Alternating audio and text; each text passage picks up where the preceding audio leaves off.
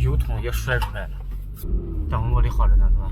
外地的车友，我这2天出事了几辆车，我接到了2个求救电话，才找到了1个，这个车找到了，人不知道去哪儿，这个车应该是侧翻了，人也掉在地下，明显的是翻车，车气帘全部爆完了。